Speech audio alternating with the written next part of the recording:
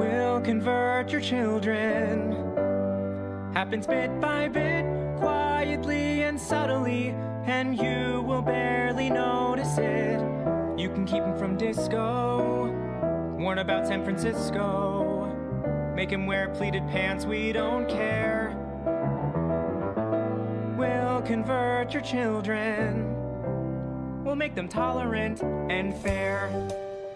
At first I didn't get why you'd be so scared of us turning your children into accepting, caring people, but I see now why you'd have a problem with that. Just like you worried, they'll change their group of friends. You won't approve of where they go at night to protests.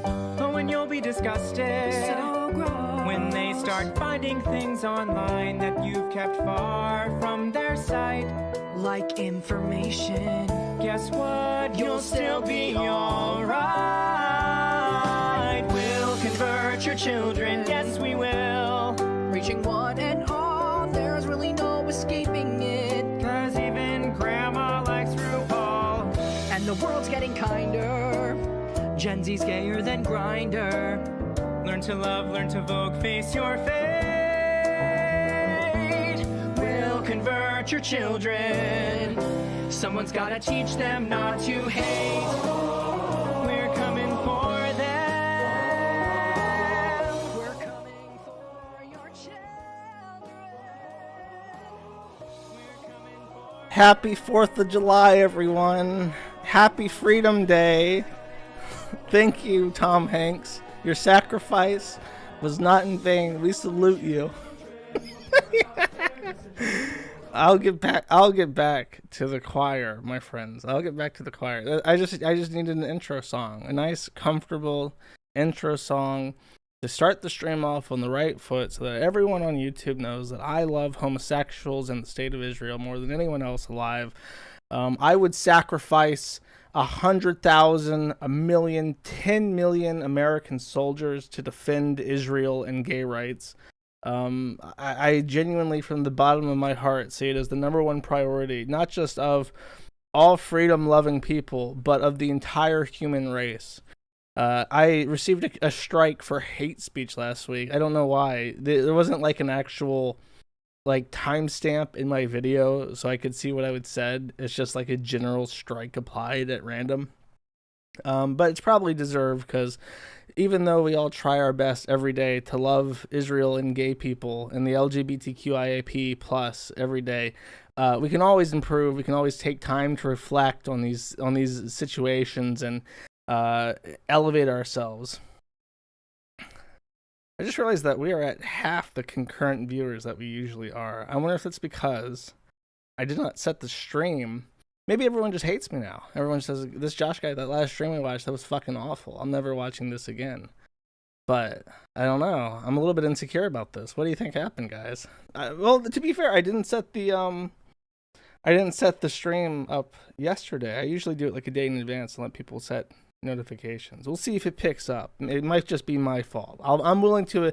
I'm a very conspiratorial person. I hate the Antichrist, right? But I'm willing to accept that I'm a retard. I'm a retarded person, and I make mistakes.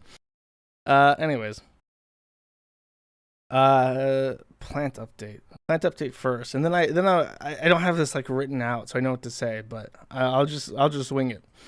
Okay, here's the plant update from July 2nd. And as you can see, everything's going well. My banana peppers growing, starting to turn into little pepper babies. My dill is perhaps the single most retarded fucking plant that has ever been planted and grown ever. Basically autistic as far as plants are concerned. Not that there's anything wrong with that. Peas, oregano, mint. Those are still tiny, but the basil has escaped tininess and is now big. And now, a week later, here we are, July 9th, and the banana peppers are getting really big. They're starting to be more banana peppery. The thyme is growing like a weed, which is great because I love the smell of thyme. The dill is like full fucking retard. I've tried to actually like hang it up in such a way that it will maybe grow straight, and it just refuses to. But the parsley is doing pretty well, and the basil is growing into a beautiful jar of pesto. One day I'll be able to harvest the entire thing and eat it with olive oil and bread, and enjoy the fruits of my labor. There is one more addition to the garden, by the way. Something has grown in the garden which I was not anticipating. It is a pigeon. Here we have a picture of a pigeon. This pigeon has, for whatever reason, decided to live in one of my banana peppers, and he just sits there. And if you look at the dirt, there is literally like a pigeon-shaped dent in the dirt because he just sleeps there. I think, I don't know if he's nesting or what. There's not like a nest being built. It's just like a pigeon. Here's the other pigeon. There's now 2 pigeons. And they sit there, and I tried to set up like a box so they wouldn't sleep in my fucking banana peppers and eat my peppers. They're gonna sit there like Roman emperors and have banana peppers lowered into their beaks like they're fucking gods on earth, because of my hard work to foster these plants. And they're just gonna move in like this and just eat my fucking plants, and I don't know what to do about them. The worst thing is that I'll be sitting there, and I'll be sleeping, and I'll be like 8 in the fucking morning, as if I live. By the way, in case you're wondering what my living situation is like, I have moved into an active construction site, and for the last like forever, there has been ongoing construction where it's like the pipes in the bathroom vibrate every fucking morning for like 6 hours straight, and they have been working on the first floor to build whatever the fuck for goddamn a year at least. And it's just like, how long does it take to build like a commercial building? And why does it take so long? It's literally been like a year straight.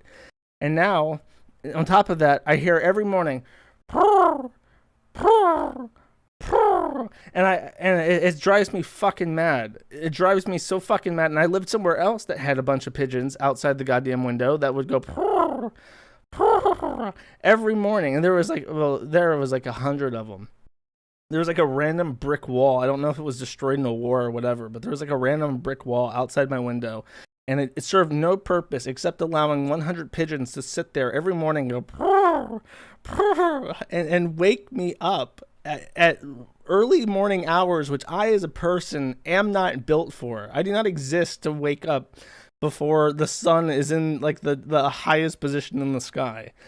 But this is my life now. I've planted these banana peppers so that these pigeons can wake me up in the middle of the fucking morning. I hope that they're just sleeping there. If they lay like an egg, I can't like kill a pigeon baby. So then I'm just gonna have to deal with the fact that I now have a pigeon baby in my pot. And I guess they can have a pepper. They can have one of my peppers, but that's it. You can't take any more than one. And since I'm on the Pleroma instance, by the way, at kiwifarms.cc, in case you want to join better than Twitter, I've decided to look into what my future as a trad husbando will be like and watch the Stepford Wives from 2004. And I have 2 clips from this that I will play now for the enjoyment of my audience. I'll start with this one because it's shorter.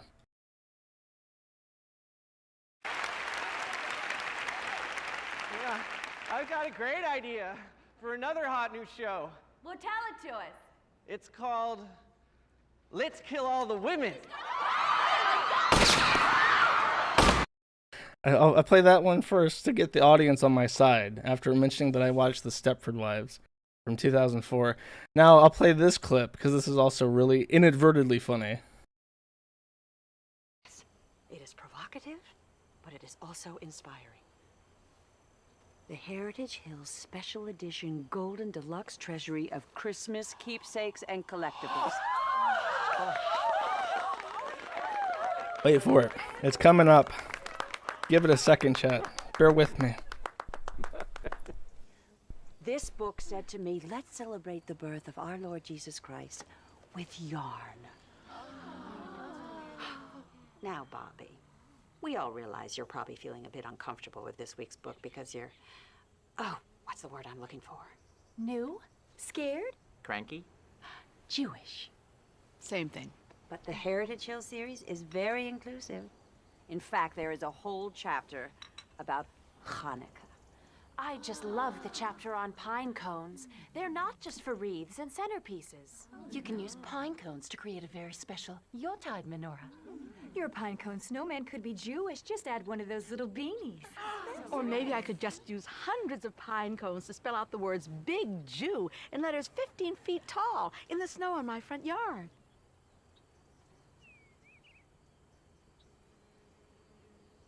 That's a wonderful idea. So needless to say, I'm very attracted to the whole like trad life. This has really brought me in. By the way, as a great lover of the state of Israel, I love to patronize the arts and crafts of the Jewish people. This movie has a Jewish director, 4 Jewish producers, a Jewish screenplay writer, and the book, The Stepford Wives from 1974, is also written by someone named Levine, who is Jewish. So it is probably the most pro-Israel movie I've ever seen. And I can really tell that they have some harsh criticisms of non-Jews living together and raising families. I never would have suspected. But you know, obviously, the main character, who is Nicole Kidman, immediately makes friends with the homosexual couple and the Jewish lady from that clip, and they are the counterculture to the horrific, oppressive Stepford society. Which, by the way, it's not even like a spoiler to say this. This is my movie review segment of this fucking episode, by the way. But because it's only like there should be like a twist, I guess, to this movie. Like, it looks perfect, but it's actually not, right? Like that's the whole thing. But in the actual way they film it, it's obvious from the get-go that all of the women are just like sex robots, and it's on the IMDb description for this movie. So there is no like surprise that there is like the women are sex robots. It's just how it is. And of course the Jewish woman is turned into a sex robot, and it's so horrific because before she lived in filth and was a career woman, but after she was replaced by this blonde-haired sex robot, she cleaned the house and took care of her children, and it's really just quite horrific. I can't imagine anything worse than that. So a very enlightening movie. I'd actually suggest it to anyone who wants to wants to win a debate with their more regressive family members. Okay. Oh, we are up to 1K view. Okay, my schizophrenia has subsided. I feel satisfied by the numbers on my screen now. Let us continue. Thanks, Rabbi Min. You're welcome. Speaking of money, by the way, speaking of money handling, I did something, and I didn't realize that what I was doing was such a controversial subject, but apparently it is. Chris, as in like Chris Chan, contacted me out of the blue and said like, I'm going to Everest Northwest. Is it Everfree Northwest? I think it is Everfree Northwest. And it's like, oh, Evergreen Northwest. And I'm thinking like, what the fuck is that? So I look it up, and it is a My Little Pony convention. The problem is that it's taking place in my gain is fine. I see. I'm not peeking into red. If I am, it's briefly. But the interesting thing about Evergreen Northwest is that it's a My Little Pony convention that's taking place in Seattle, as in like Seattle, Washington. And if you don't know too much about Chris, he lives in Ruckersville, Virginia. And if you don't know anything about the United States, Ruckersville, Virginia, and Seattle are separated by about 40 hours of driving. The entire Midwest Badlands, like half of the trip is just driving through Montana. And then you have to cross the Rocky Mountains. It is Everfree Northwest. My bad. I spelled it wrong in the GoFundMe then. I'm a retard. I should have double-checked that, I guess. So I said to Chris, who intended on driving that by himself to Seattle in like a beat up minivan that's like 20 years old. I said, Chris, you cannot do this. You will die. You will die. You will be stranded in the middle of Montana on the side of a mountain, and you will die. And I said, okay, we have to sort out some sort of alternative arrangement between this. So I considered getting him a train ticket because I've seen Review Bra, and I know that Amtrak still does cross-continental trains. I thought, oh, that'd be cool. Chris could do like little video updates, like, oh, here I am on the train. You know, autistic people love trains. It's a perfect fit. But then I found out that to get a cabin, like a private cabin, which would be the entire point, like, why would you want to sit in a fucking like airplane seat for a train ride that's going to take 3 days if it, you know, if the whole point is that you don't want to be like cramped. So the private cabins are like $1,000 like for each way, and that's like 3 times as high as just getting a plane ticket. So I was like, okay, well, fuck that, let's get a plane ticket. The issue is that Chris has never flown ever, and flying right now is not particularly easy. And you know, I don't hate Chris or anything, but I would feel bad to put Chris on a plane next to someone for 8 hours because it's an 8-hour long flight to fly from Virginia to Seattle. But that's the most practical way of getting Chris there, you know? So, okay, we'll get a plane ticket then. So, I went ahead and, see, this is what people keep saying. He's your lol cow, you're his cash cow. I'm not giving Chris any money, is the thing. I set up a GoFundMe, and I say, look, Chris, I'll set this up for you. I'll set reasonable goals. I will set reasonable rewards, and you'll do them. And if you don't do them, and you don't deliver to people what they've paid for in a reasonable amount of time, at a reasonable, expectable level of quality, I can't help you with anything like this ever again, because I'm not going to co-sign something that I don't have any confidence you'll complete. And Chris seems to have an understanding that, you know, there's an expectation that he'll follow through. So I've set it up all nice. That's $40 for a shout out video, $40 for a drawing of a character, $60 for both. And if you want it delivered to your address, you also have to add in $5 just for postage and shit. And it's like, okay. So I've gotten a couple of the orders. Chris says he's working on them, and I hope it works out, because I don't mind helping Chris, you know, support himself. And I think he can do it if he had some sort of system like this that he could, you know, be expected to work at. But the catch is that Chris has to do it. There is no sometimes or whatever. If I'm selling, you know, if I'm helping him sell drawings at $40 each, and shout out videos and cameos and stuff at $40 each, that's a lot of money. People are going to expect that they get what they paid for. So I made that very clear. Like, Chris, there is a way forward, and I have confidence that you could do well for yourself. You could live comfortably and have, you know, be able to not be homeless. But you have to, when people give you money, you have to give them what they paid for. So this is my test run of that. It's $1,000 is the goal. I'm not asking anyone to give him any money. I don't know why people assume that I'm giving him money. I don't know why people assume I'm asking them for their money.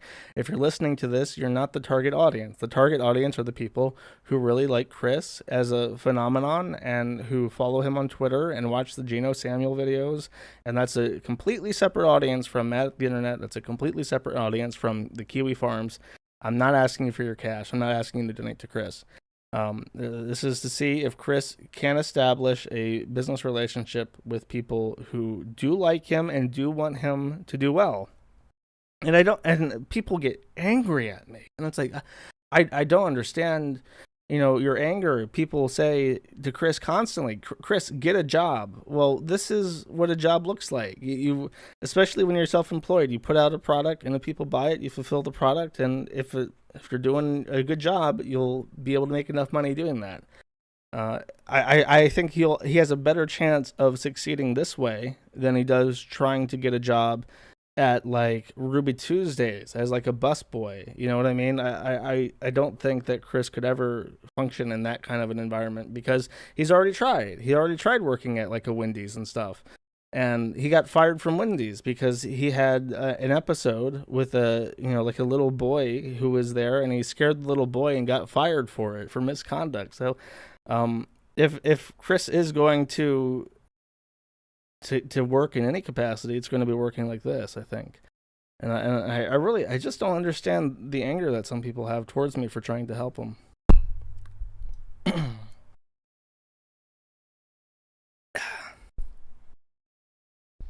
The GoFundMe, he tweeted out on his Twitter if you want to go find it. I don't have a link for it. I'm not going to post it.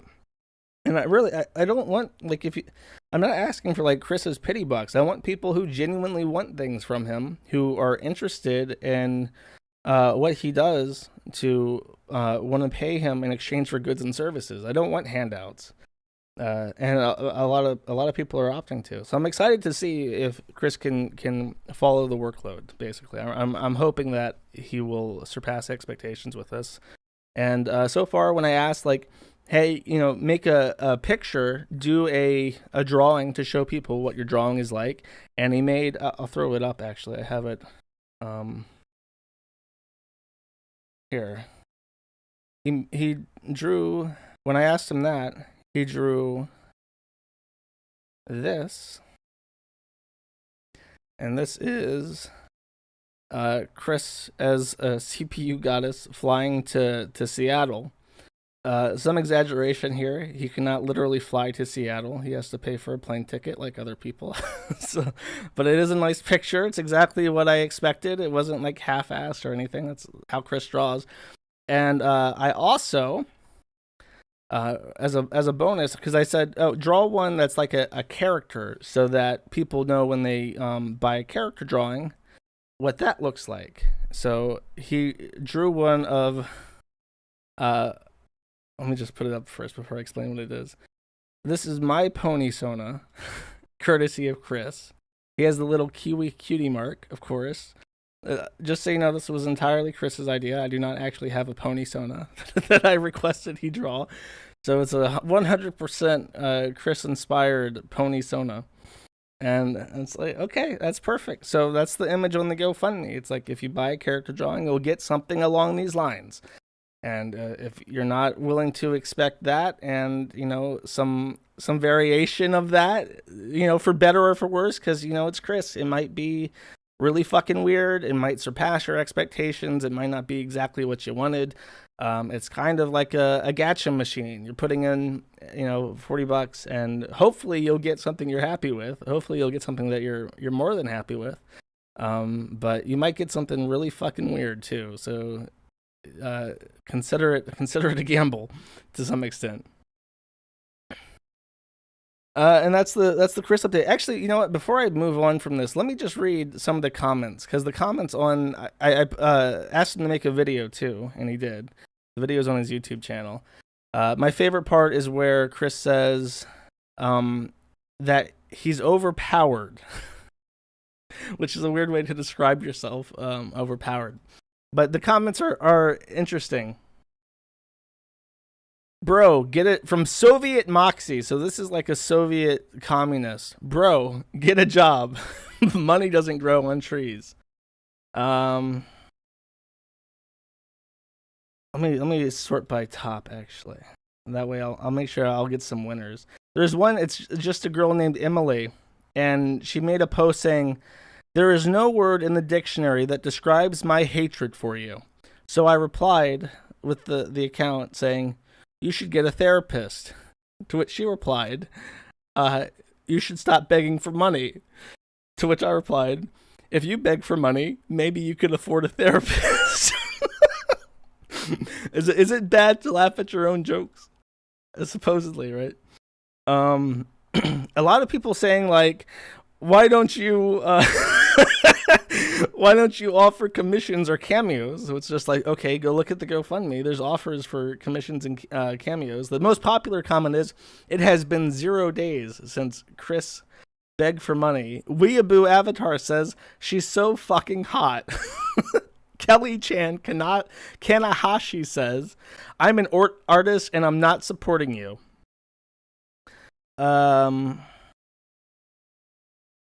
Shouldn't you be paying off your house? Actually, the house is in Barbara's name.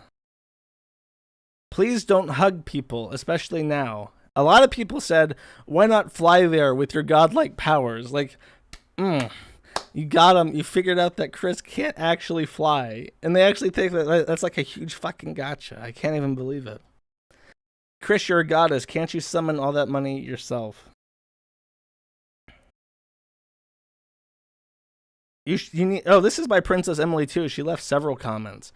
You need to be institutionalized. She needs to get a therapist. Oh well.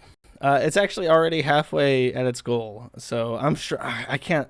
Like it, I've been reading the comments all fucking day. It's at 5:45. I set the goal at $1,000, and it's already there after a couple hours. If it gets funded, I can't wait. I'm gonna read the comments all fucking day because they get really, really, really salty. One was like, Chris's GoFundMe is already halfway there. Chris wins at capitalism, which I found amusing.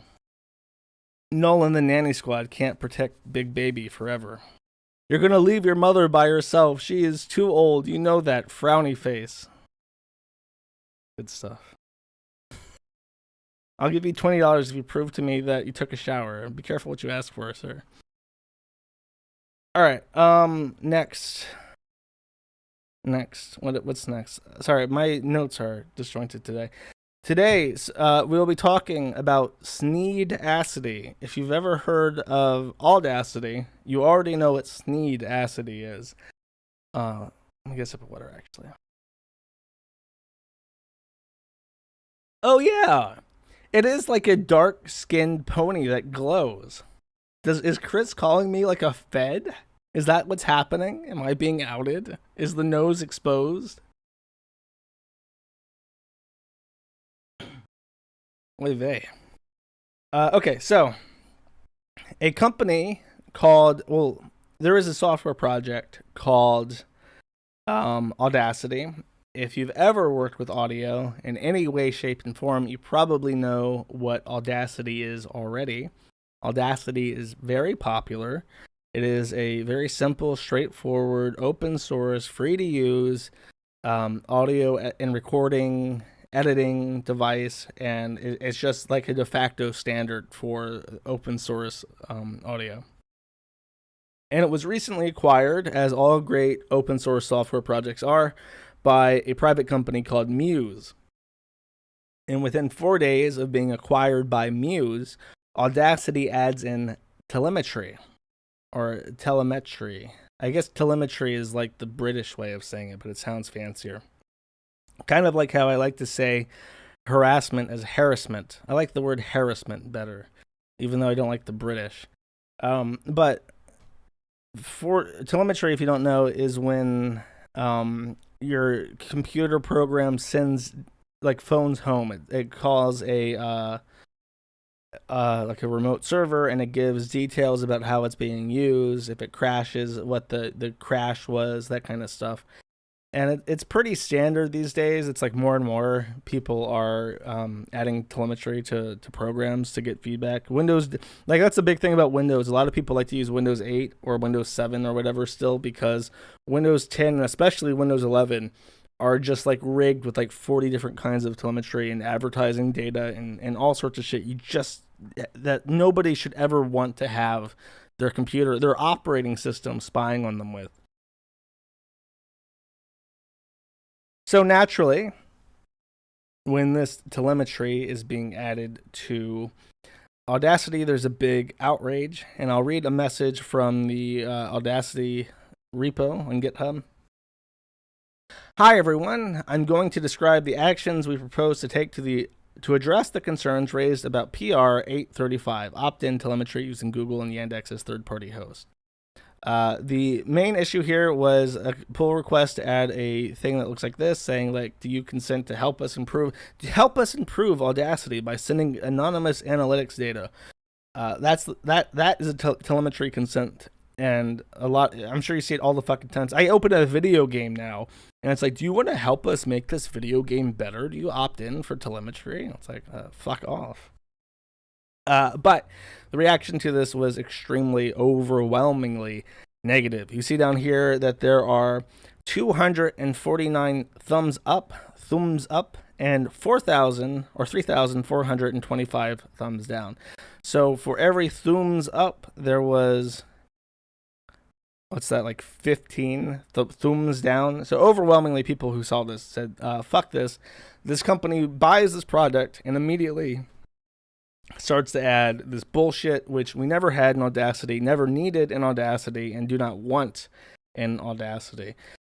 And so, as the open source community does, when these problems with management arise, it created forks. And among the many forks of Audacity created by people who wanted to keep their code telemetry free, there was one called Temporary Audacity by a maintainer called Cookie Monster. Sorry, I'm trying to think of how I want to present this information. I have to be very careful here.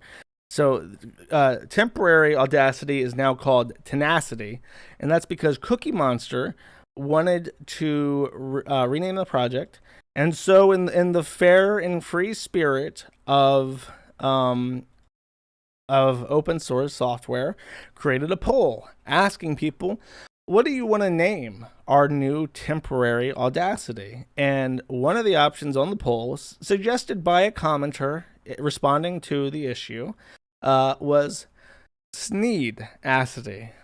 And Sneed-acity was added to the list of options, and as a result, Sneed-acity just so happened to win by a massive blowout. Now, there is some speculation that the Computer and Technology Board on 4chan, called G, tampered with the fair and open election, which, by the way, it's still democracy. I've learned over the last couple of years that if you have a democratic situation and you just add in more fucking people from a different place that just want to vote one way, that's actually still democracy and it's completely fair. So, fair and square, Sneed-acity won, and in a runoff vote, Sneed-acity won again.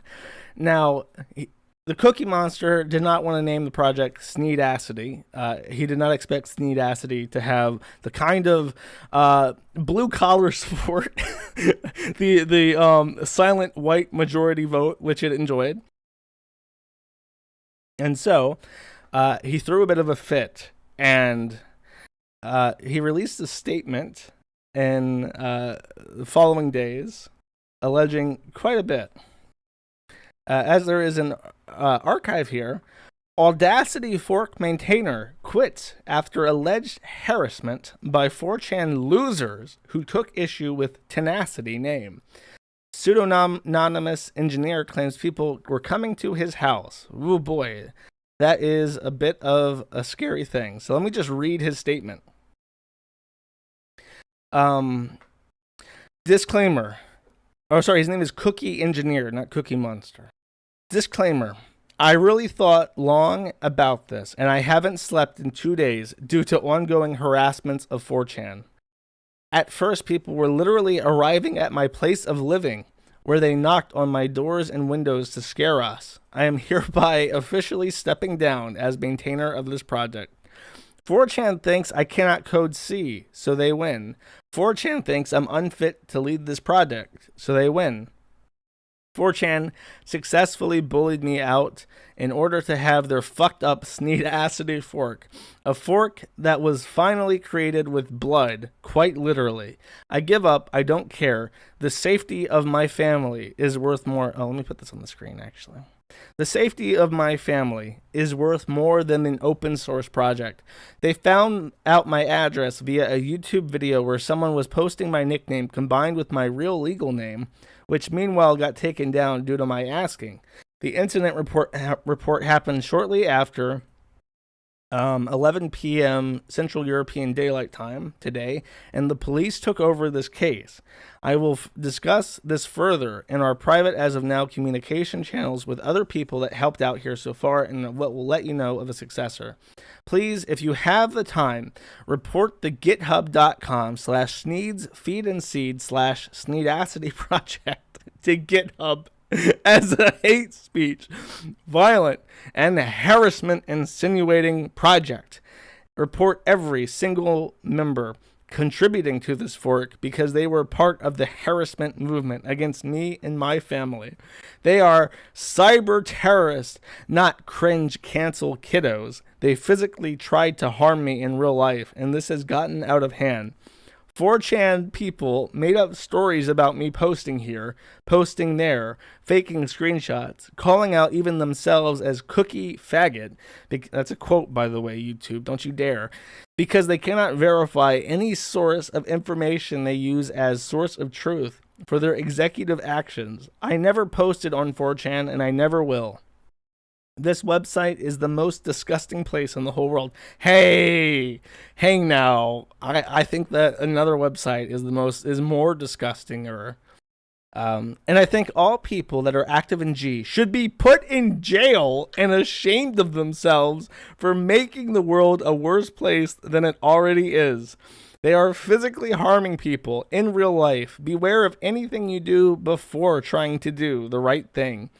This is not cancel culture. This is not Anon. This is tyranny, oppression, and senseless physical violence, something the Anon movement never stood for in the beginning. When people were posting like dead little girls on B and shit and like faxing child pornography to like the FBI in the early days of the internet, that was just like, you know, Anon never stood for any of that. I never saw any people doing horrific things. I never saw like decapitated women on anonymous image boards before people on G started sneeding a little bit too hard. In case people didn't follow what happened, here are the threads with lots of fake shit posts, fake screenshots, defamations, and whatnot. The relevant 4chan threads about sneedacity, which is equivalent for harassing me. Okay, if you even try to fork Audacity and name it sneedacity, you're directly contributing to the mental breakdown of this fucking person. I knew from the start that I wanted to not govern this project, as all other invited members of this organization already knew. I believe this project can succeed by embracing an open governance model, and I think that my actions were morally correct and the right thing to do. I am in contact with GitHub and the German BKA, the federal police, as of now. Therefore, I will not disclose any more information publicly about what has happened to anyone. Evidence has been gathered, submitted, and will be acted upon. I will not legally let go of this. When another more fitting project lead has been elected by the team, I will let you know here. I will revoke my own vote on this matter. Thank you for your understanding, even though it has been a horrible journey for me so far. He's alleging, and I thought it was in this, but he is literally alleging that I guess a kraut, a random German Anon, as he says, a random sneed poster. Where do sneed posters in Germany come from? I guess they're from the south, right? Like they're from Bavaria or Saxony. So a random sneed poster from Saxony drove up to this guy's house and shanked him. Literally, I think he literally claimed somewhere that he was stabbed as a result of not naming tenacity sneedacity. Der Sneed. And I don't know. I guess you could probably post evidence of that. He just kind of sounds like a paranoid schizophrenic, and this was I genuinely thought reading this that he was British until he said the German police were involved. So anyways, let's get to the good stuff. This is sneedacity. They're actually fixing things. They're doing a good job. They have some modifications. As you can see, the README has a different style to it, and if you compile sneedacity, oh yeah, it's forged from blood. That's a little bit different. Most projects are written in like a programming language, but this one's actually compressed blood harvested from an autist on a different project.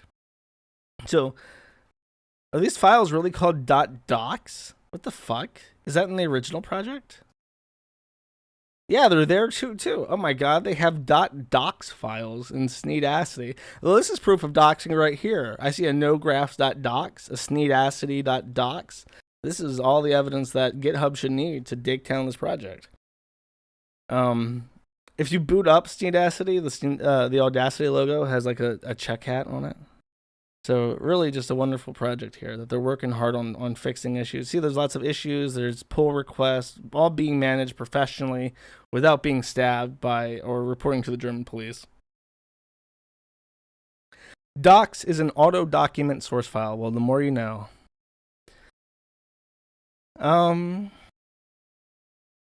But yeah, that is your open source project update for the week. Every week, another open source project maintainer loses their fucking mind.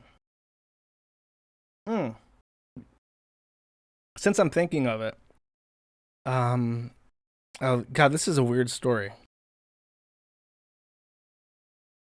So in the early days of the kiwifarms.cc, we run Pleroma. It was an executive decision by Crunklord420 to not use the more because the way that the Fediverse works is it uses a protocol called ActivityPub.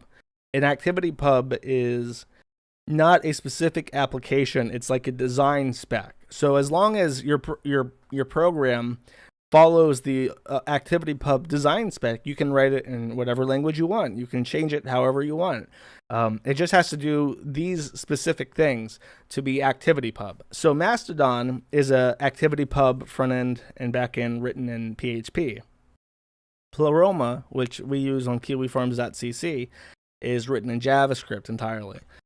And Pleroma was written or maintained by a wonderful transgender individual who we tried to talk to, and we were very nice to him.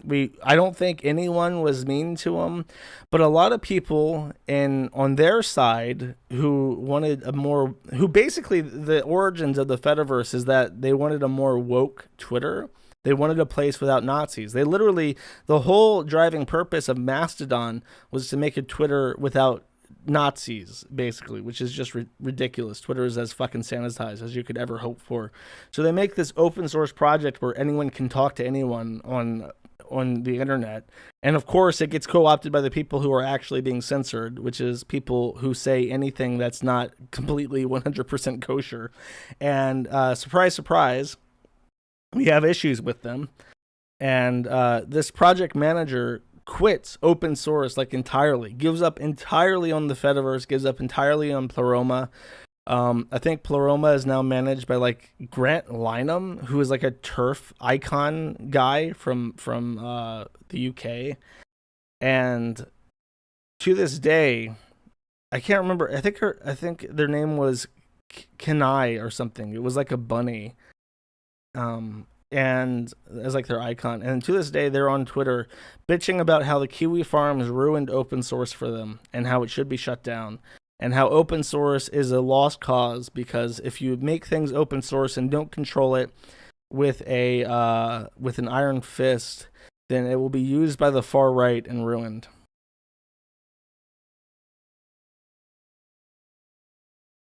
Anyway. Dude, the guy spamming in chat, I have no idea what you're talking about. I have no idea who Thomas is. The Thomas dude who said KF murdered his great-grandmother was on a live stream with Jolly Heretic. Okay, I don't know anything about that. You have to, like, make a post or something. I'm not going to pull it up now.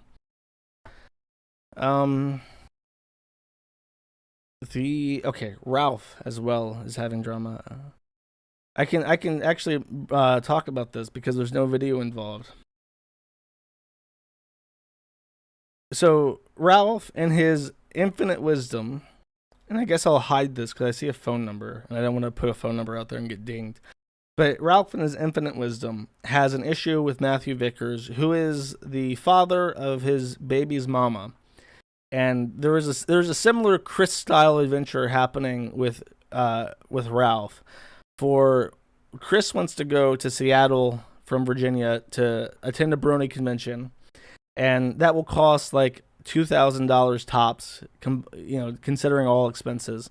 Meanwhile, Ethan Ralph is in a custody battle from Virginia with baby mama and baby mama dada in, I think, California, like some weird city, like Sacramento, I want to say. Probably wrong on Sacramento, but they're there. So there's a similar conflict where Chris is trying to spend $2,000 to get to Seattle, and Ralph is trying to spend a fraction of his income for the next 18 years trying to fight for custody of this baby, who apparently wants to talk to Ralph, but little baby Xander, wants to talk to Ralph every day, but baby mama dada Matthew Vickers has seized her phone.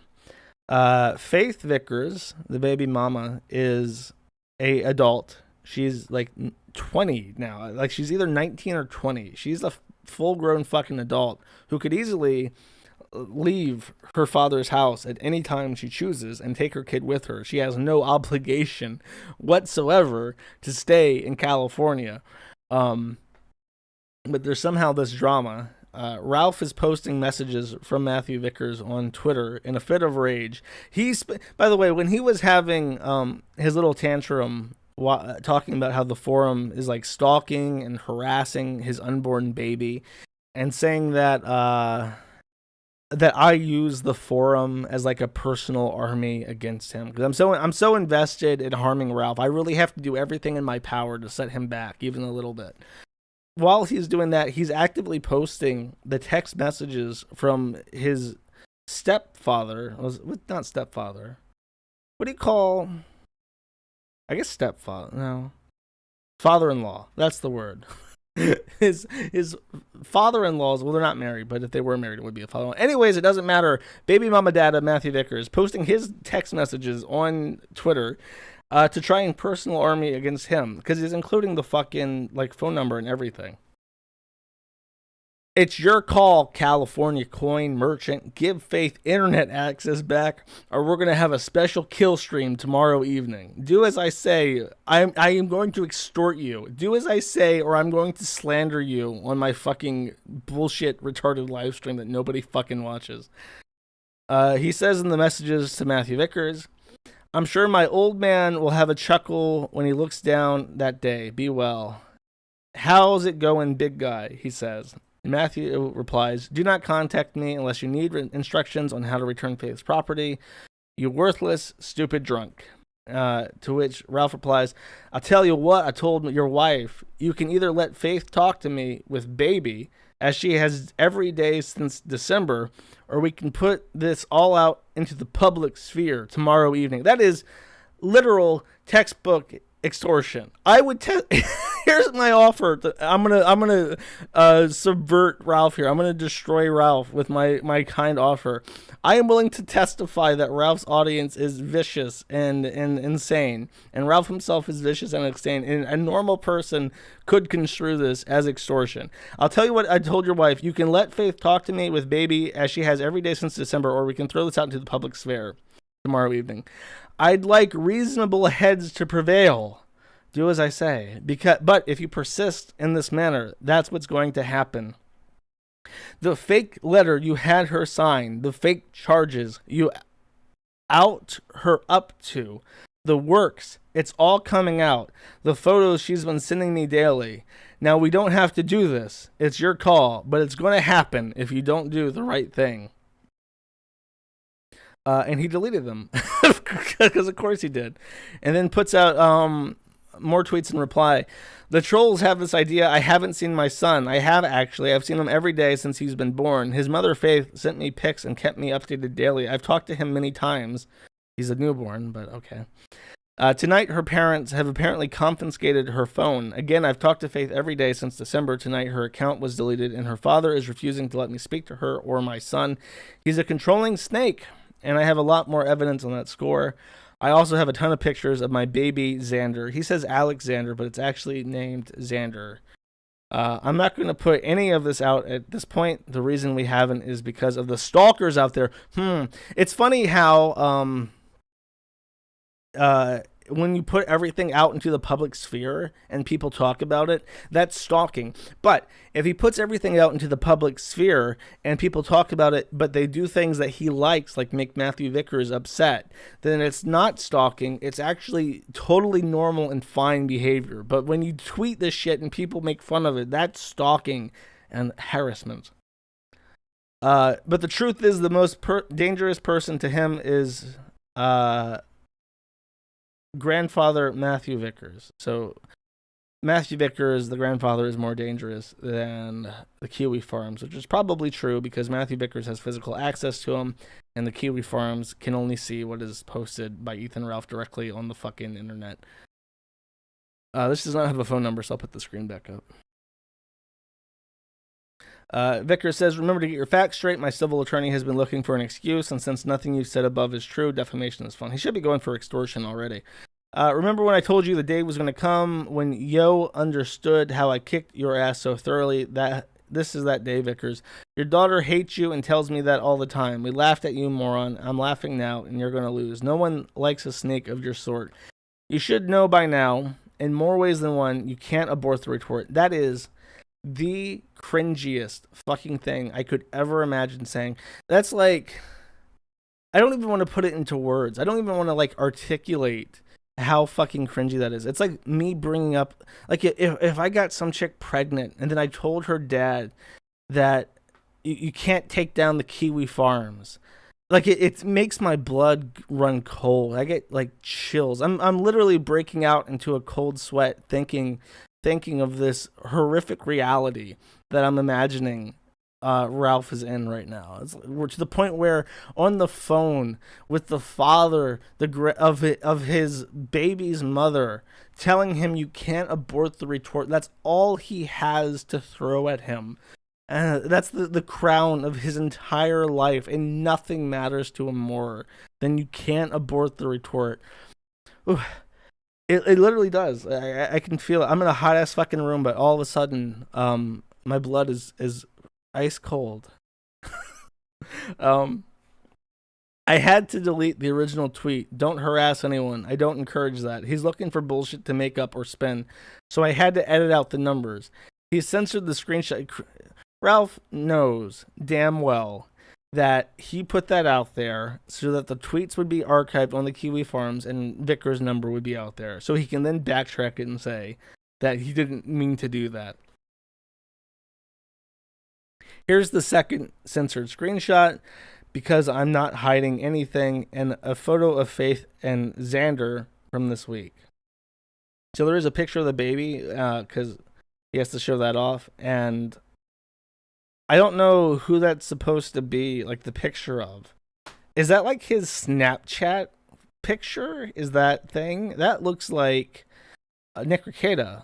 That does not look like Ralph. If Ralph thinks he looks like that, he's deeply, deeply mistaken.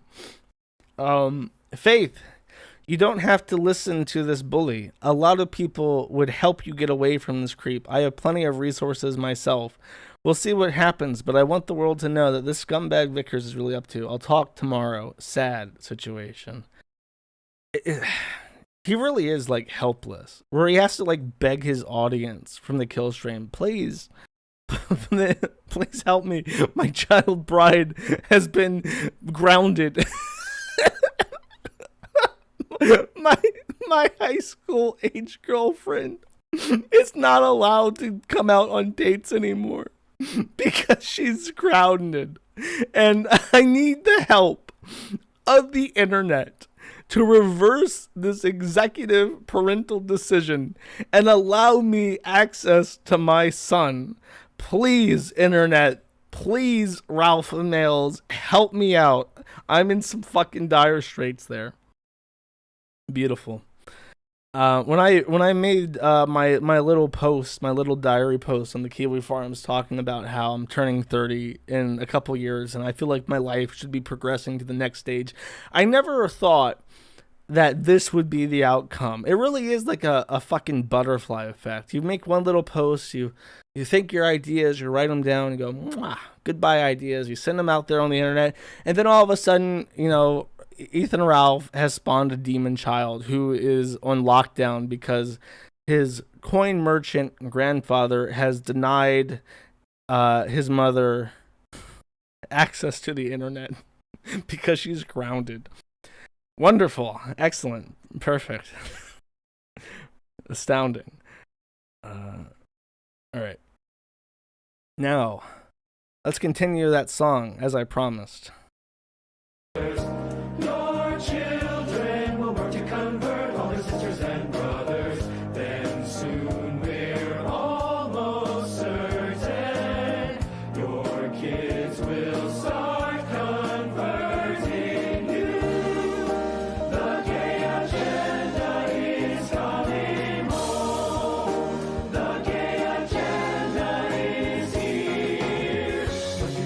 So this was posted, right? And in a couple, I think it was like less than a day, it was deleted from the internet, if you could believe that. This is a wonderful message. I support it 100%. I could never think of anything more worthwhile to do as an influencer here, quote-unquote influencer on quote-unquote YouTube, than to support the message of the San Francisco Gay Male Choir. All children should be converted to homosexuality, and I love the state of Israel. So, as a consequence of putting up this video, they took it down and then they posted this message, and this is an apology video. I don't even know what to call this, so I'll just read it. Let me get a little sip. Oh, someone says that when they're on the blue background like this and they're all lined up, it looks like pedophile mugshots. That's someone's flipped ahead in the notes here. On July 1st, we posted message from the gay community to SFGMC TV and across social media. It was chosen because of how loved it was when we performed it live here in San Francisco, at Pride, at Singouts, in South Carolina, and at the Pride Showcase.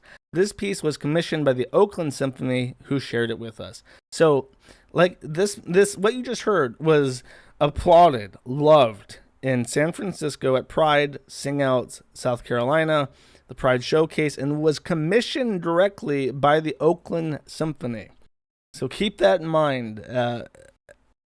The far-right conservative media found our message video and have taken it as their cause. This all happened in the last 24 hours, and it continues to pick up steam. They have taken the lyrics out of context to support a narrative that suits their intolerant and hateful needs.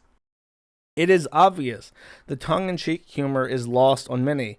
As a result, we have seen the user comments on YouTube, Facebook, and Instagram become increasingly alarming. Emails to individuals in the chorus office are vitriolic, including, of course, threats of harm. We feel the first action we must take to keep everyone involved with the chorus and the making of this video safe is to turn the video to private. We are communicating with law enforcement. Law enforcement is not a hyphenated word, both locally and nationally. We will not threaten, and we will follow legal steps to act on those threats. We will always accept others who may hold different values, but when violence is in their choice of expression, since 1969, we have not backed down. After decades of children being indoctrinated and taught intolerance of anyone who is other, from using the Bible as a weapon to reparative therapy, it's our turn. We have dedicated ourselves to being role models, teaching and spreading the message of love, tolerance, and celebration through our music. Our second action is to work to control the narrative. Well, that's your primary action. The video is being illegally copied and placed on YouTube, Instagram, and other websites. Others have the right to follow fair use laws, but that is not what is happening here. Therefore, our social media and marketing staff are working around the clock to alert moderators at YouTube, Instagram, Facebook, and to file DMCAs, takedown of websites featuring stolen content. So far, this has been very successful. Well, isn't that great? I'm so glad that our copyright laws allow for this to be put up and then yanked down the very nanosecond people realize, oh, they're literally talking about raping children. As Marty, who is Bro Team Pill, put together in this little tweet archive, the works of 4chan, once again, have identified that a significant number of these people featured in this video are sex offenders. Here we have Keith Aaron Pepper, lewd or lascivious acts with a child under 14 years of age. Here we have Louis Quadra, lewd or lascivious acts with children under 14 years of age. Here we have Lawrence Friedberg, convicted of lewd or lascivious acts with a child under 14 years of age. Then there's this fucking guy who's a reindeer. Raymond Gonzalez is a convicted sex offender.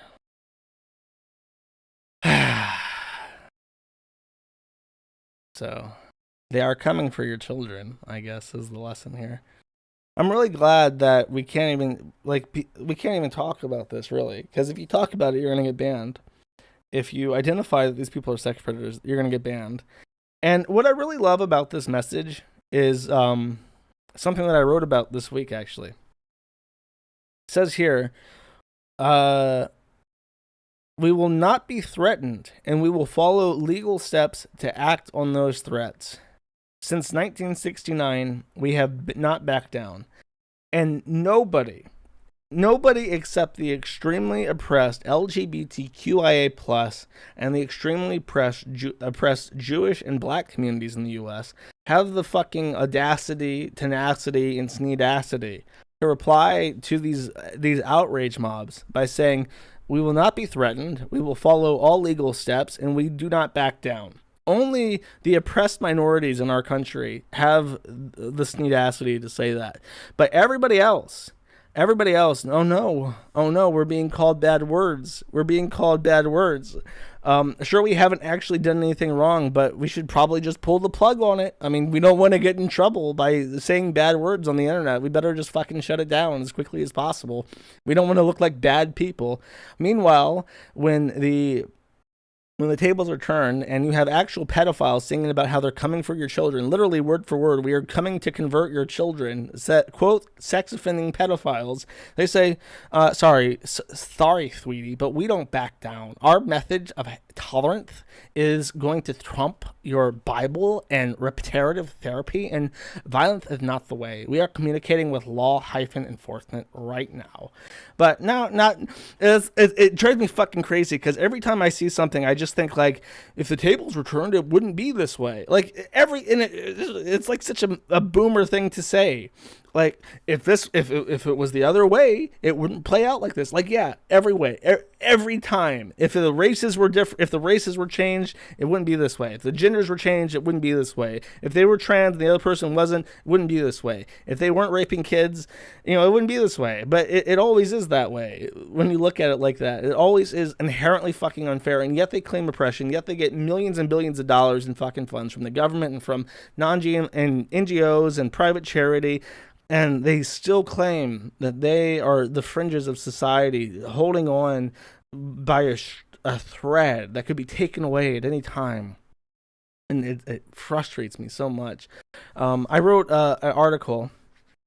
I submitted it to Zero Hedge. And I'm going to post it on the Gumroad, which, by the way, has paid me out for the first time. So go gumroad.com/man-at-the-internet. I'm going to post a link to the article there. I also posted it on the Pleroma. But I described how pussified and how fragile our internet is. And I was compelled to make this because yesterday, or the day before, I received an email from DreamHost. And if you don't know, DreamHost is the domain registrar of KiwiFarms.net, and I have been a customer of DreamHost since April 2009. I bought my first ever domain name with DreamHost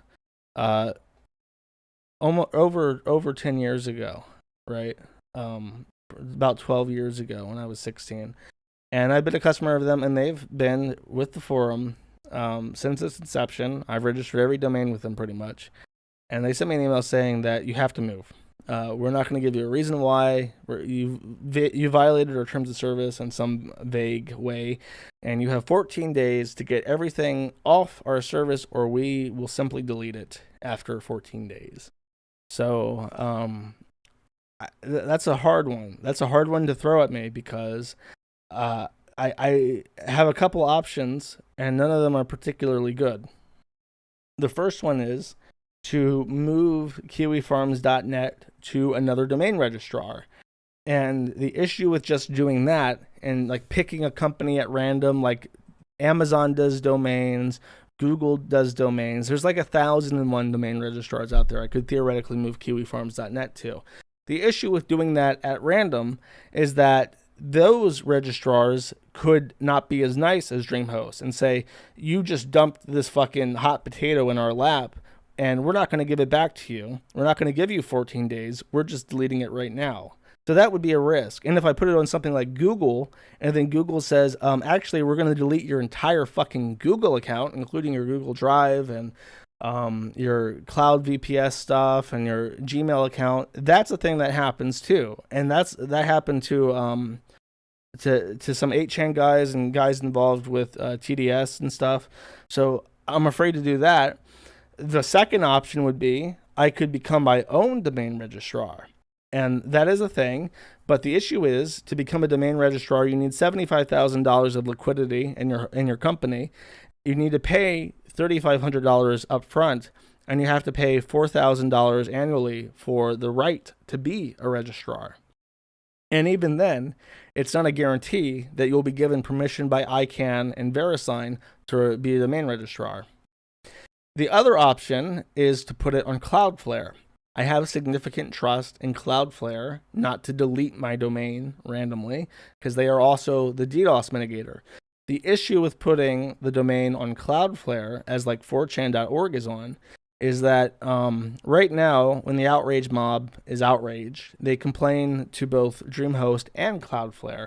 And Cloudflare can say, like, we only do DDoS mitigation, and DreamHost can say, we only registrar the domain. Putting it on both Cloudflare makes that the only person they can complain to, and it makes it a twice as valuable target.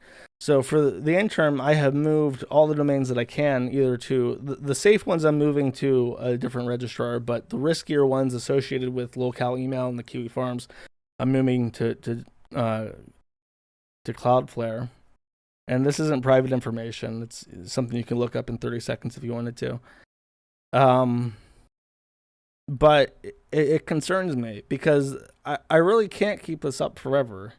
If the domains start getting yanked and the upstream start boycotting me and shit, it's like the sidewalk truly does end. The internet is not, it's not a big truck. It's a series of tubes, right? There are many interlinking tubes. You don't just dump shit on the internet. There are ISPs communicating with each other, and you can really only get information on the internet through the assent of a bunch of different companies. And if any of those companies suddenly decide that they aren't going to do business with you, then you have to replace them or your shit's down. And if enough companies decide that they don't want to do business with you, it's an effect like herd immunity to a disease, right?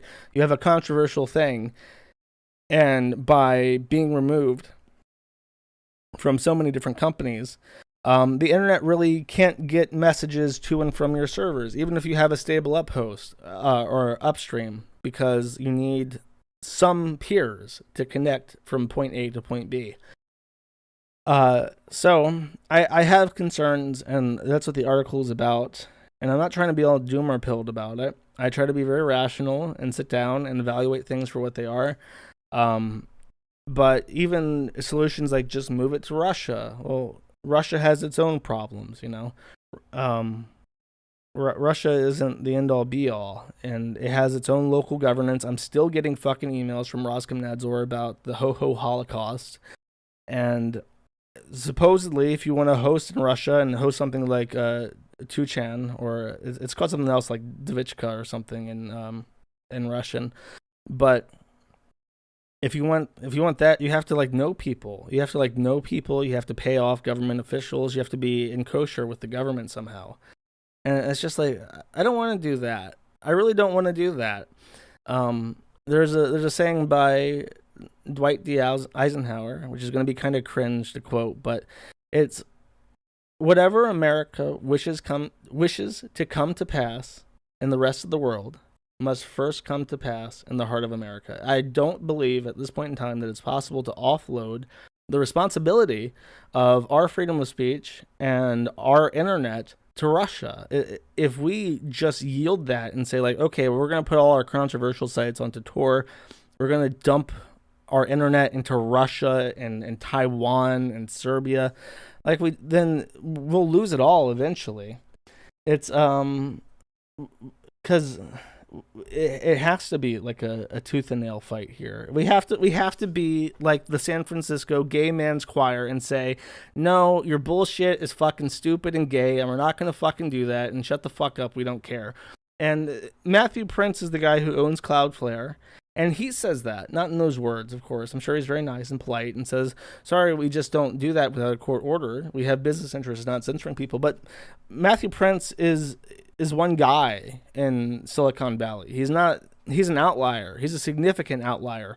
And when whatever happens, his company gets bought or he sells it or he retires as CEO, when he is replaced, he's going to be replaced by someone who is not Matthew Prince and is not going to put up with the same kind of problems that Matthew Prince currently does. So we have about 10 years, I would say, to diversify the internet and force companies, either by law or by some other means, force them to just say no. So I'll post the article on Gumroad. It's on my site. I'll post it in the description or whatever the fuck, and you can read it if you want to. I summed it up pretty well just now going over it. But it's an extremely pressing issue, and the DreamHost stuff, I really did not expect DreamHost, after all these fucking years, after Christchurch, after all the shit that they have been dealing with, I did not expect them to go, actually, you know what, we are cowards, and you gotta fuck off now. You're someone else's problem. So, supposedly, the guy who owns Post, another Fediverse node, supposedly he wants to start a domain registrar. And if he wants to help finance a domain registrar and stay anonymous, whatever the fuck, I'll be happy to sign all the paperwork and help set it up and shit. But I don't know, $75,000 is out of my budget. I'm sorry. Like, if I have to choose between taking $75,000 and opening a domain registrar versus, like, putting a down payment on a house in the middle of fucking nowhere and getting an AR-15 so I can shoot at anyone who comes to my house, I'm going with the latter. I'm sorry. I did everything I could, guys. I can't, like, I crowdfund it. Okay, I'll set up a GoFundMe. Please help send Chris to Everfree Northwest, and please help fund my domain registrar so I can buy the inward.net. Thank you. I hate the Antichrist. If I considered joining a cartel, no, I have not. It sounds gay today. I don't know. I think I had pizza today. Maybe I'm still dehydrated.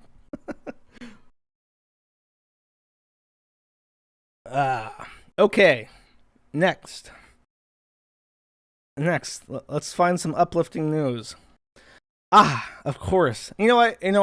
I'll flip back to this. I don't want to talk about that and have it be like bummer to bummer. So Chantal, just very briefly, I'm not going to do a huge fat lady segment this week.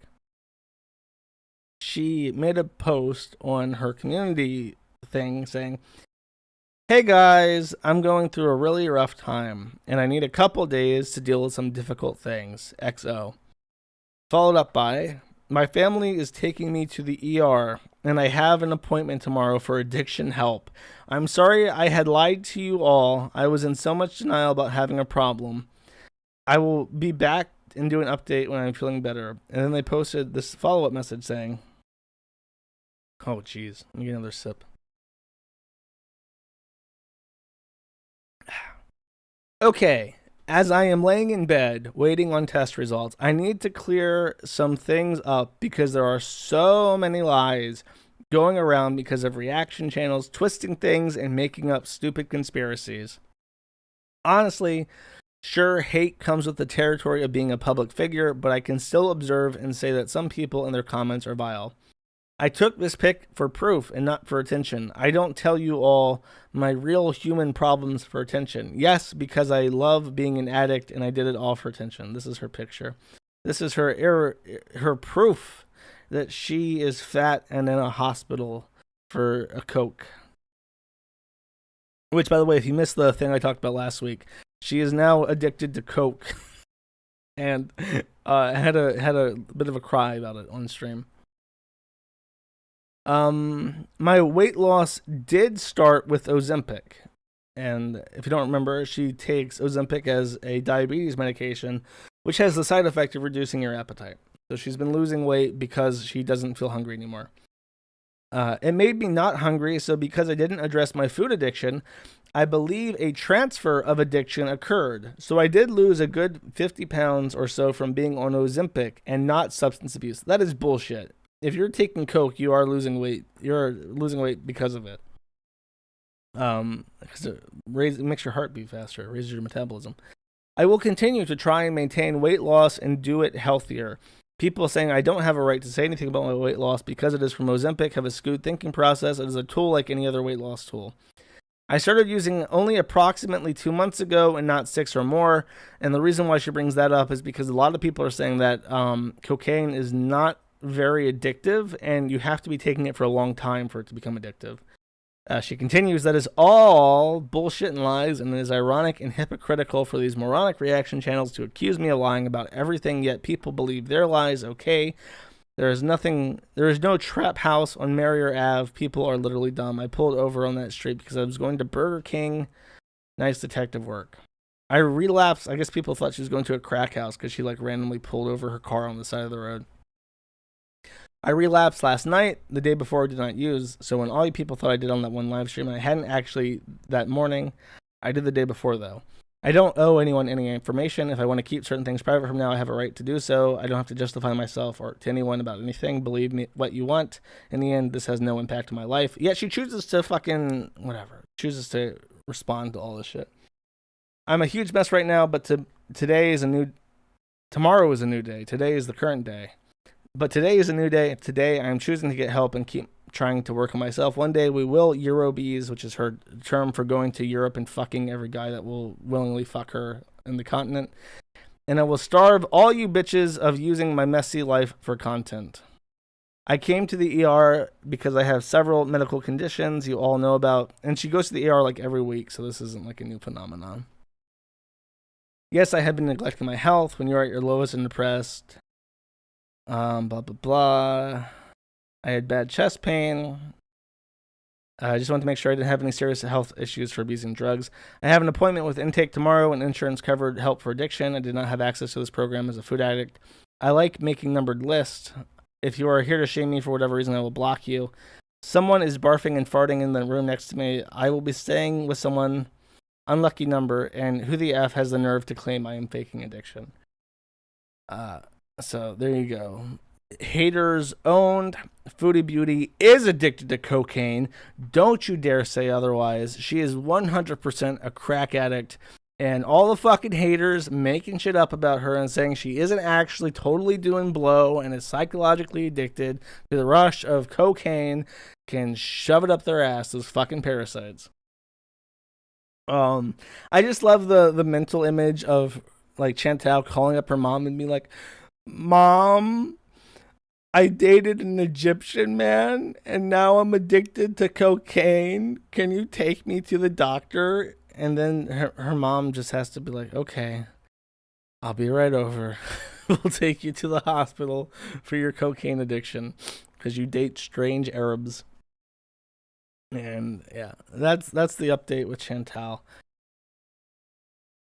I never expected when I made my stream about her like years ago, how different her life would be.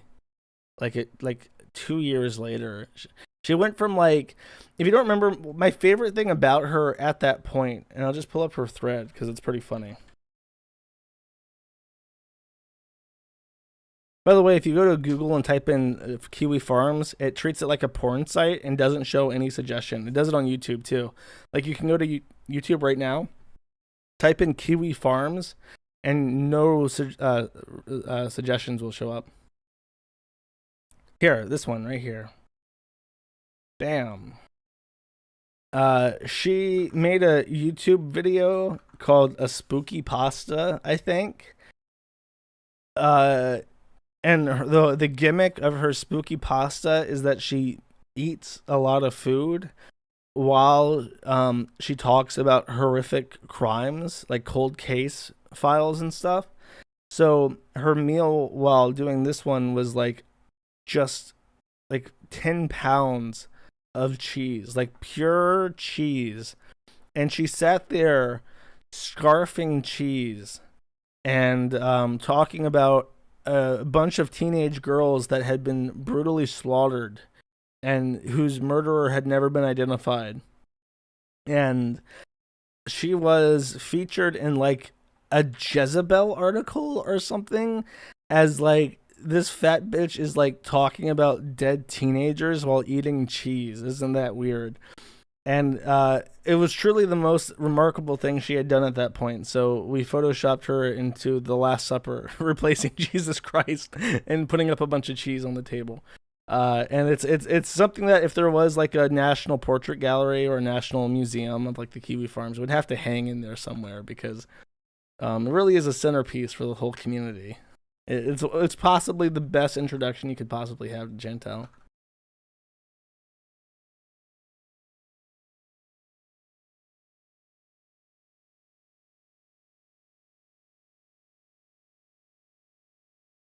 So,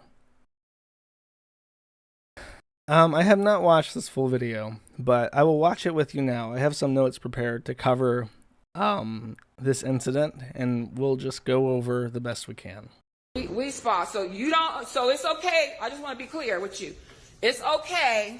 It's okay for a man to go into the women's section, show his penis around the other women, young little girls underage. Your spa, we spa, condone that. Is that what you're saying? Like I asked. It's so he could stay there. He could stay there. What sexual orientation? I see a dick. It lets me know he's a man. He's a man. He is a man. He is not no female. He is not a female. He is not a female. Hold on. He is not a female, sweetie. Okay? Girls down there, other women who are highly offended for what they just saw. And you did nothing. Absolutely nothing. In fact, you sided with him. So We Spa is in agreement with men that just say they are a woman and they can go down there with their penis and get into the women's section. Is that what you're saying? What really? What law? What law? So women can go into the men's with their breasts. Okay. Yeah, you shouldn't. Yeah, I wouldn't come back either. Yeah, get your money back. You got a man with his penis talking about he's a woman. He ain't no woman. Yeah, give her money back. Are you talking about a transgender person? There's no such thing as transgender. He has a dick. Base. Okay? He has a penis. His penis is hanging out. Okay, no, I'm not one. Actually, I'm a woman who knows how to stand up and speak up for my right. As a woman, I have a right to feel comfortable without a man exposing himself, okay? No, you go somewhere else. Okay, so that's right. No, he's not a transgender. He has a penis, just like you do. Are you? No. Yeah. Okay, it's not okay. It's not okay. Okay, that's traumatizing to see that. I'm a woman. I think this is a place right here, I'm told, only for women. So how dare you sit up here and tell me I don't have a right as a woman to defend? I'm telling you, he has a penis, a full and testicles, okay? And I don't care what it's a man. You got one? You're a man, okay? And if we went into the men's section with our anatomy, that would be... Well, it would probably, but you might not like women, so it might not, okay? And we don't know. But for me and for a lot of other women, they do not feel comfortable, and it's not okay. Okay? So, well, yeah, you're sorry. You should be, sweetie. And you're out of alignment. And this is not right. I can tell you that much. All right? And I know you're out of order. Yeah, it must be hard. It must be hard not being a real man, huh? Try it. So, like I said, I want every woman get all of their information. Okay, well, I don't care what the security guard. He's just security. I'm telling you. Yeah. Sometimes predators go down and we'll just go through the women's side. Okay, well, no, he's sitting in there. Okay, well, security. No. He doesn't want to be. Oh, okay. I'm just saying he should have not been allowed to. Exactly. Yeah, exactly. Exactly. We know that. Exactly. Thank you. Exactly. No, so. we knew that.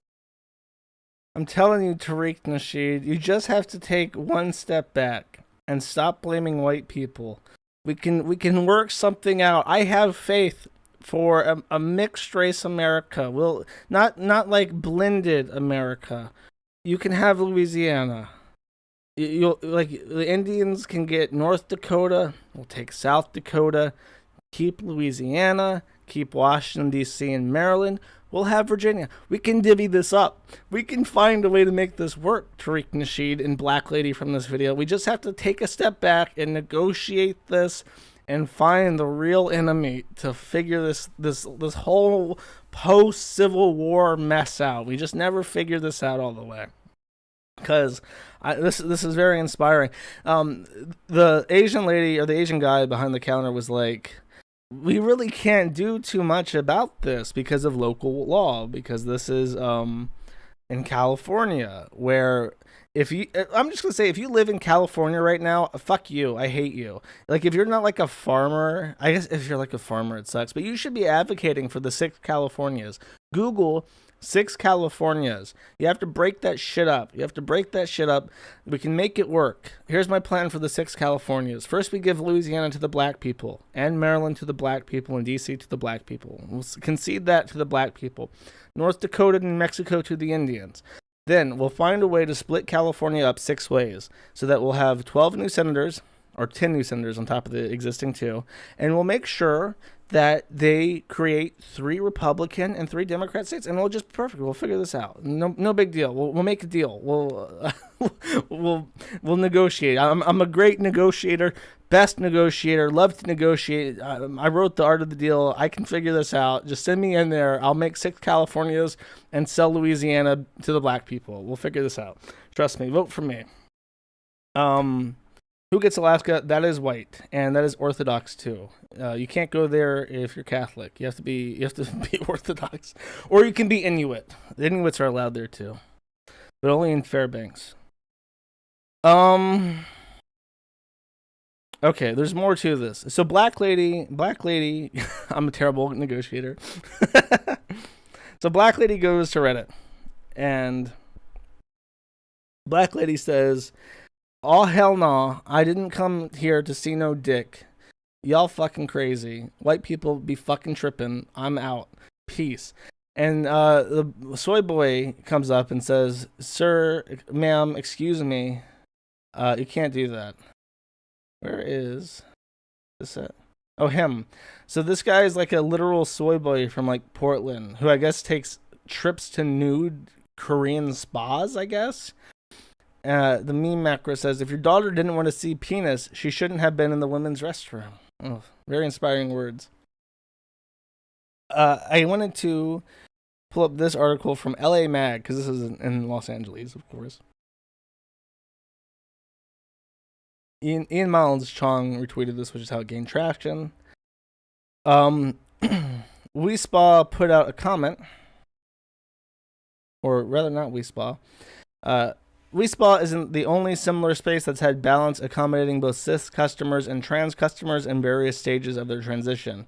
A rep for Century Day and Night Spa on Olympic Boulevard recalls a similar situation just before the pandemic shut them down in spring 2020, in which a trans woman, quote, "with everything reflected female on her driver's license," caused an uproar among cisgender female clients by exposing male genitals in the female pool and lockers. She wouldn't really use the spas. She just sat at the corner of the pool with her... the little brackets are indicating that the person working at the spa chose to use male pronouns, but when they published this on lamag.com, they decided to make them female pronouns for the comfort of the viewer. At the corner of the... That's a great way. That's like a new brackets, by the way. You can, if you are feeling uncomfortable but are in a censored area, just do the brackets. We'll do like, "She is really great. And people will know. People will just know exactly what you mean by the quotation replacement brackets. That's our new system. It's like the new triple parentheses. With her feet in the water and her legs spread, or... Okay, so this is describing what the customer would do, the transgender customer.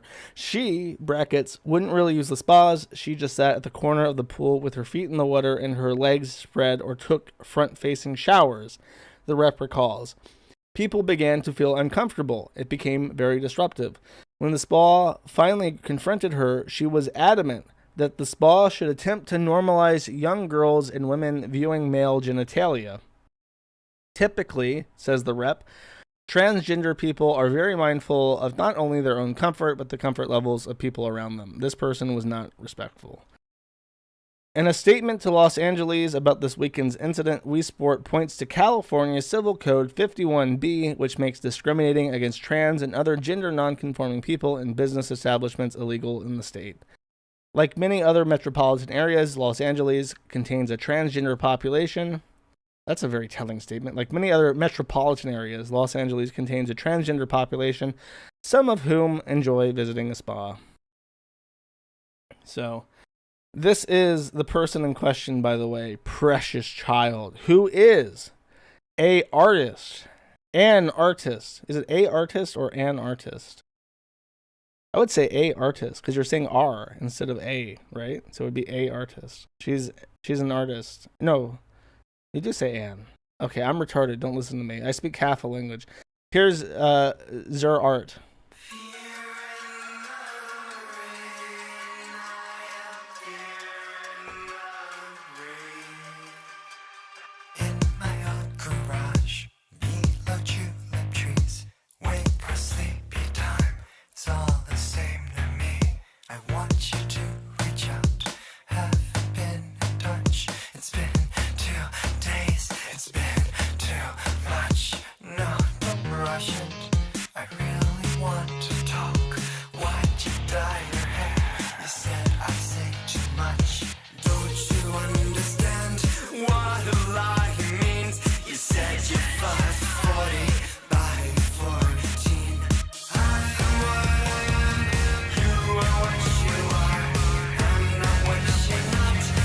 I'll pause it.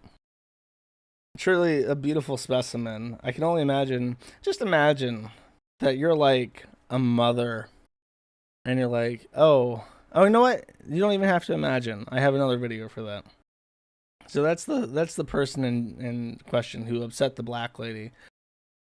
So what happened after that was then there was a little bit of a tizzy, and Antifa, hallowed be their name, decided we're going to set up a little protest in support of trans rights at the spa so that trans people know that they matter and we love them, right?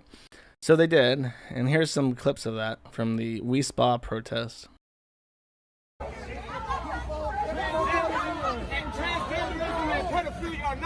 You ignorant motherfucker. There is no link. You ignorant motherfucker. You need to do some learning y'all wanted to come out here and y'all wanted to fucking spread that bullshit. Don't get too spread out. Don't get too spread out. Don't get too spread out. Don't get too cocky, motherfucker. You're gonna get your ass knocked out. Don't get too fucking cocky.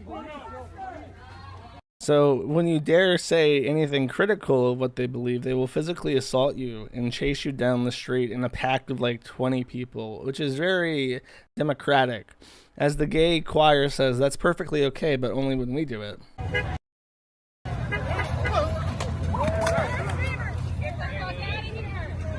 What am I doing? Get the fuck out of here! I just told you, keep walking! Keep walking! Get the fuck out! So they have like black mask and black clothing and black like face covers and black umbrellas, and when people are like recording what's happening, they like shove that shit in their face and then literally physically assault them to get them away, which is kind of base because it's a journalist, but on the other hand, it's very cowardly.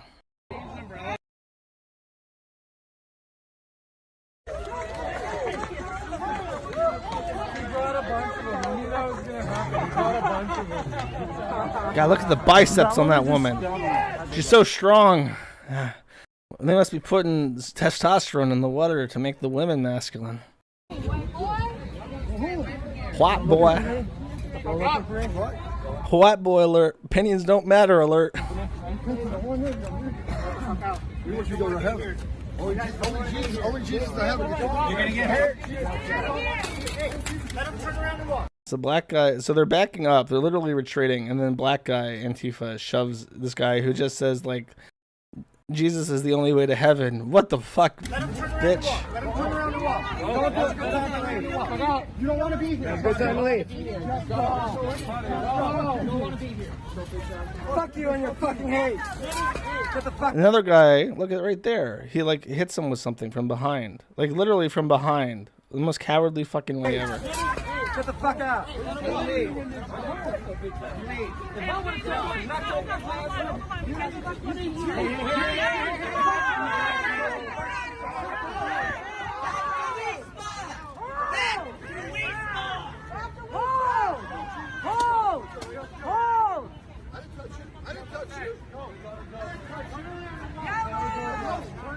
If you live in the city, you're a fucking retard. If you live in California, you're a retard. You should not live in these places. You should not live in the city. You should not live around these people.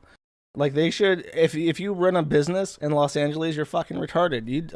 I don't feel bad for these people. Like, why are you in this hellhole? It's like me going to Mogadishu to, like, protest trans rights or something. And then, like, oh my God, why are people in Mogadishu, Somalia, so mean to me?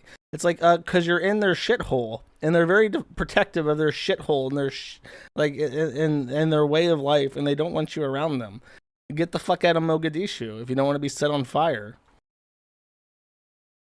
Anyways, so one of the results of this is that this woman, who I assume is a TERF or something, a horrible TERF, shows up, and they decide to give her a red armband by stabbing her in the fucking arm. And that's very peaceful. That's very functional society thing going on there. Here are these. Oh, this is the same clip. This is the people, the Jesus preachers, when they were still, before they were being chased out.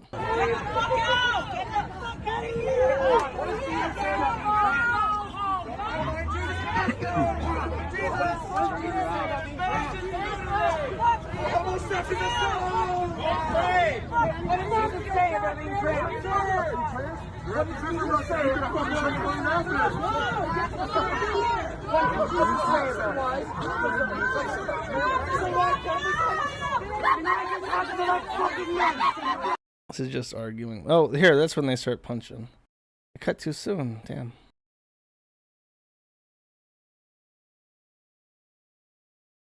Why is it not working now? Are you fucking kidding me? Is this tweet gone?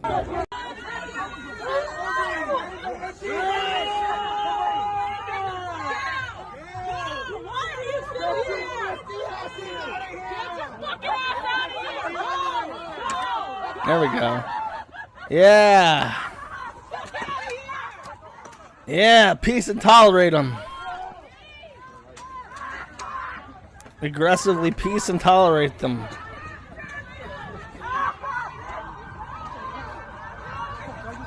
Don't take a gun with you. If you're gonna get fucking, if they shot these people, even if they were being assaulted and feared for their lives, if they shot any of these fucking people, you don't have to stand your ground in California. You just go to fucking pee-pee poo-poo rape dungeon for the rest of your fucking life. In L.A. Imagine being stuck for the rest of your life in L.A. There is no, just kill me, just fucking hang me. But they don't, in the U.S. we don't hang people anymore because death is a release, and we want people to suffer in poo-poo pee-pee rape dungeons in L.A. for the rest of your life. We want to give you medical care just so that you live longer and suffer more as a pee-pee poo-poo prisoner in LA. Are you pushing women, you fucking coward?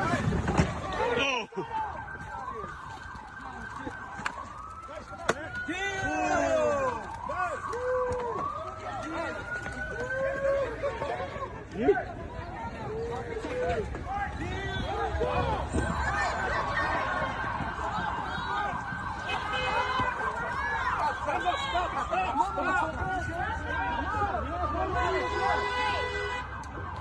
Well, the only way, you gotta live out in the middle of fucking nowhere, away from these cities, and you have to have like 87 children so you can outpopulate these retards. It's the only way forward. So, what is the local community of this Koreatown? How does it feel?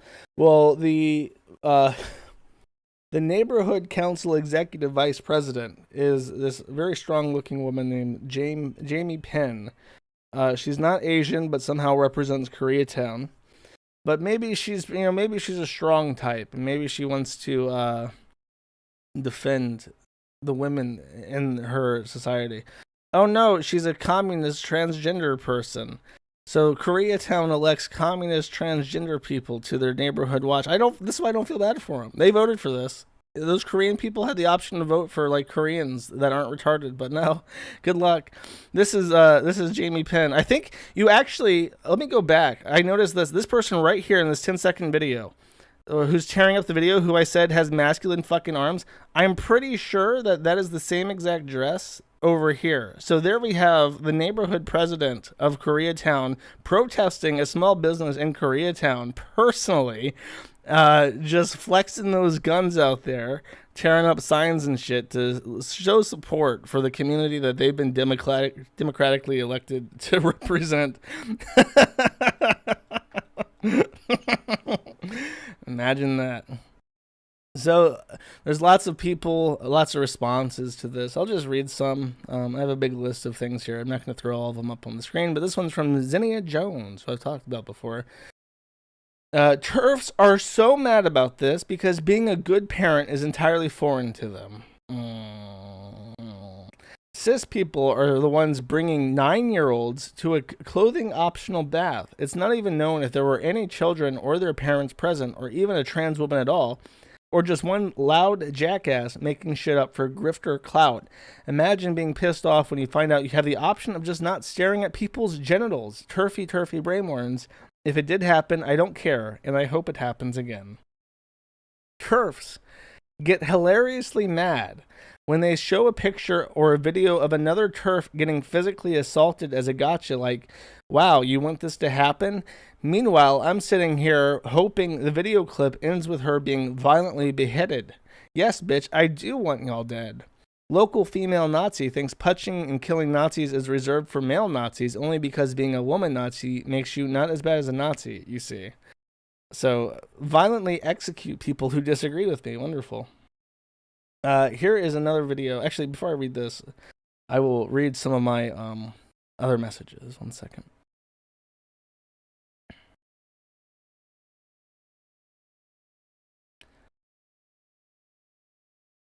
Anita Zarkeesian weighs in.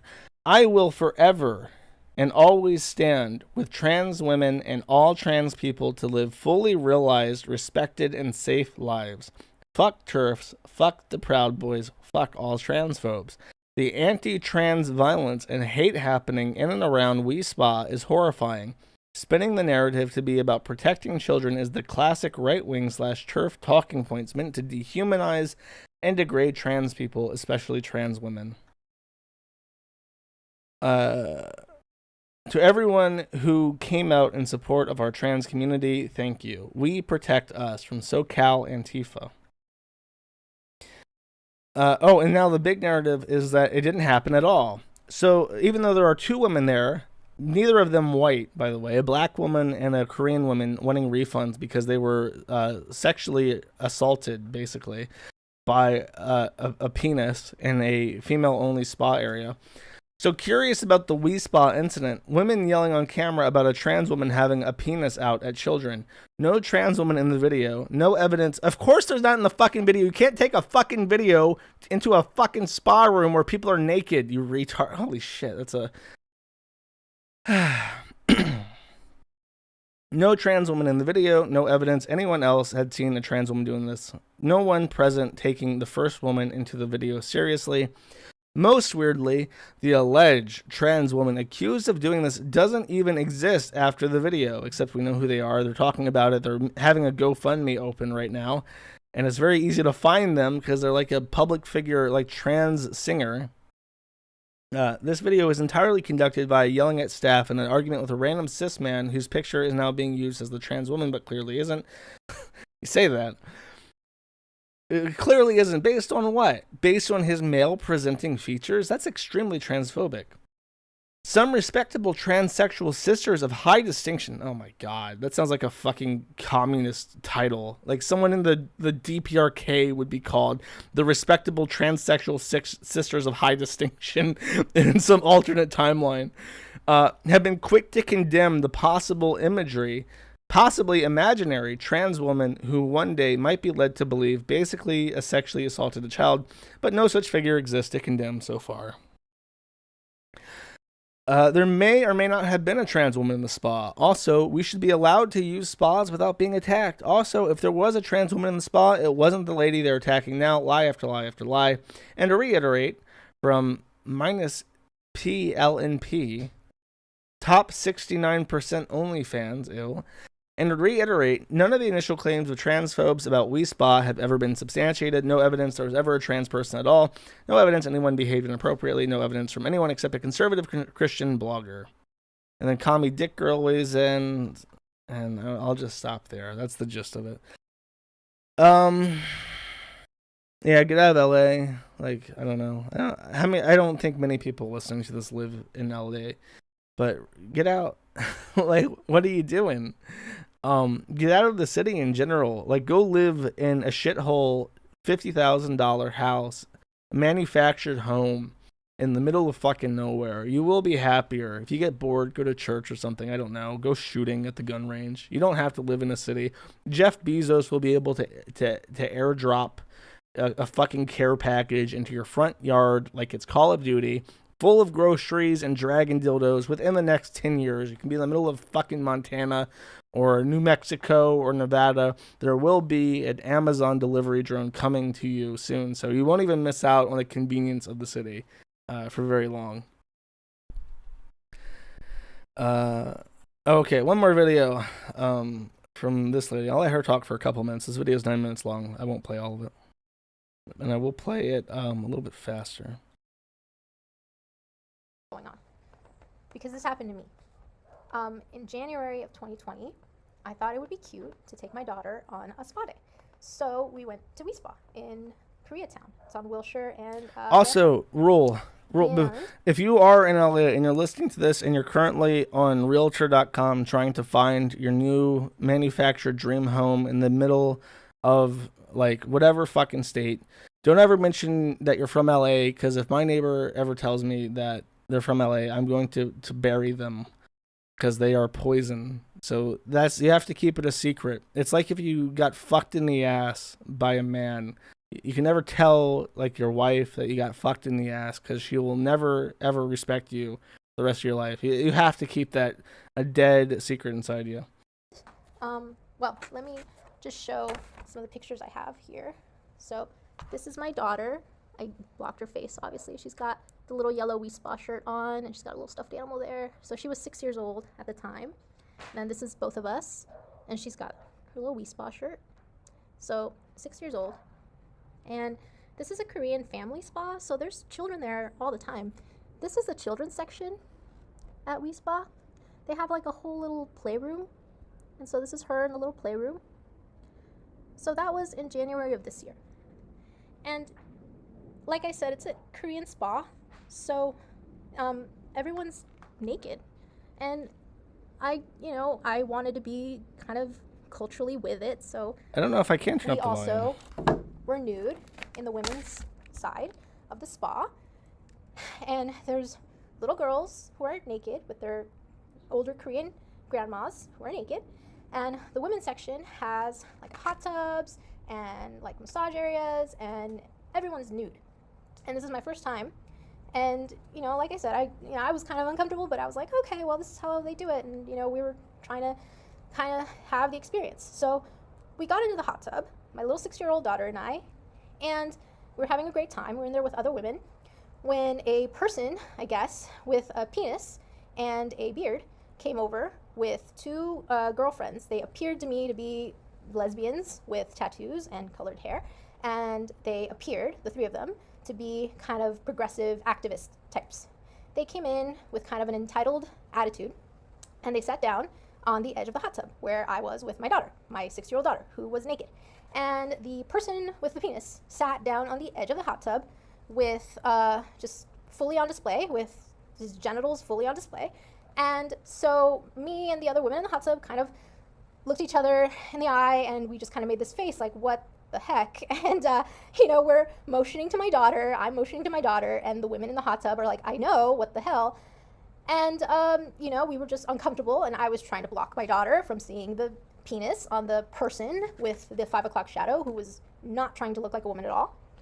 And we got out of the hot tub, And I walked away, and I thought I spoke to like a different woman, and this other woman said, you know, they spoke to this person about covering up, but they refused, and I felt kind of horrified. I could see like the older Korean ladies peeking out from behind the kind of panels of the showers, trying to cover themselves up with a towel. All the women were uncomfortable. No one wanted to say anything. Everyone in LA is pretty progressive. I'm a registered Democrat. I've been to gay pride. It's your fault. It's your fault. It's your fault. It's your fault. You voted for this. It's your fault. This is different. My daughter's 6 years old, and she was like nude, and this person wasn't making any attempts to look like a woman whatsoever. They walked in with the most entitled attitude, almost like spreading their legs on purpose, with these two other very progressive, activisty looking women into a Korean spot. It's really, really, really Korean too. They didn't care about making the old Korean ladies uncomfortable. They just walked in almost hoping someone would say something.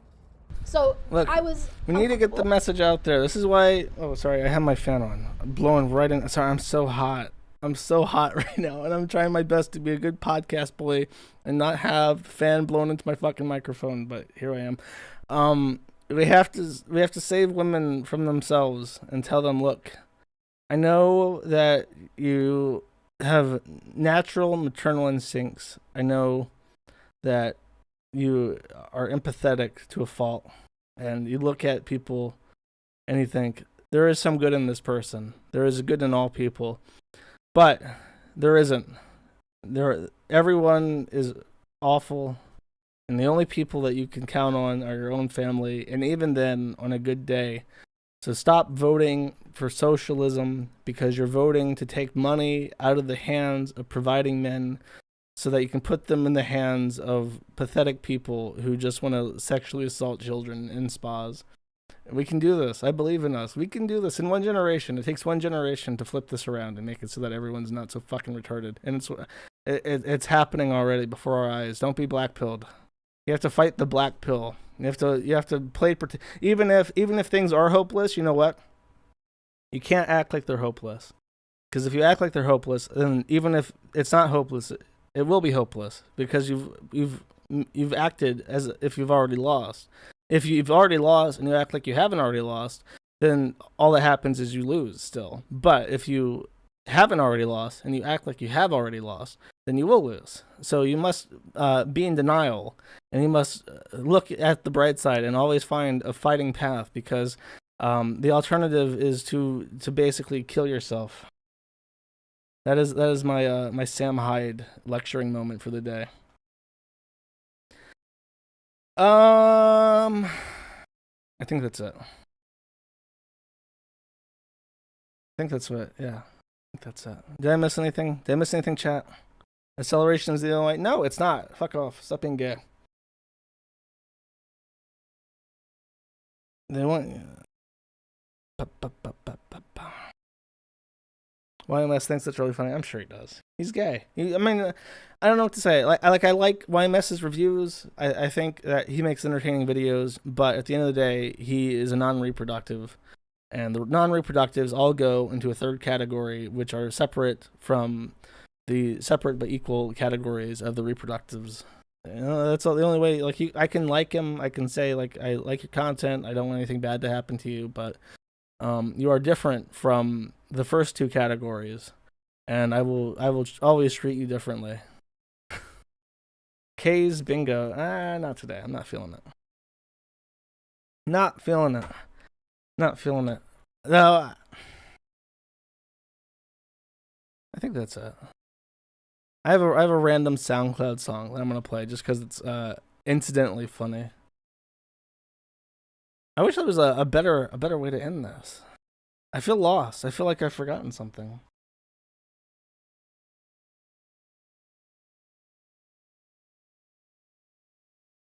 What did I promise? Did I promise a K's video today? Did I? Okay. I think I did. I think you're right.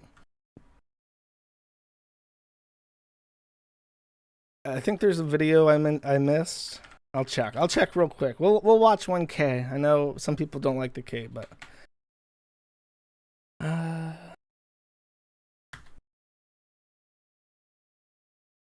Oh God.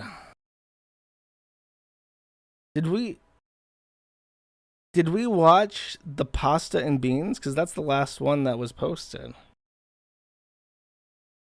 I think we watched the pasta and beans one. I'm pretty sure. I don't think there is another K's video to watch that we haven't already watched. Yeah, I'm sorry, chat. There is no new K. The next time a new K is out, I will definitely play it for you. I promise. If I did promise it last week, that was a lapse in judgment. I have failed you. I apologize, but I will make it up to you eventually. And I feel so bad. I feel like there's something I'm really, really missing right now, and it's driving me fucking crazy. Nothing's happened on the forum front because the only thing that's happened is that the guy that had the carbonation grimace, the guy who committed arson against his like psychiatrist office,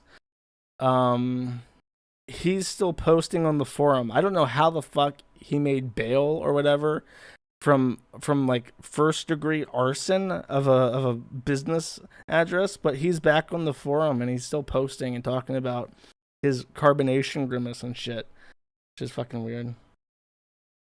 Fuentes is banned from Twitter. I mean, did Fuentes... Oh my God, these people are such fucking idiots. I don't understand this logic. Fuentes had all the time in the world to set up AmericaFirst.social or whatever the fuck, AmericaFirst.cc and get the Fediverse up. Sticks and Hammer has all the time in the world. Sargon has all the time in the world. But while they have access to platform A, they never set up platform B to fall back on. Did he have a fucking, a fallback? Too much. Yeah, it's just stupid, man. It's so dumb, and you can scream at these people like we have working alternatives that you can set up on with minimal expense. Like Donald Trump, there's the whole Getter shit and Getter like banning neo-Nazis and shit after immediately coming out the gate saying we support free speech, guys. But really, fucking Baron Trump could have a little kid could have set up a Fediverse node on some bullshit for no money at all.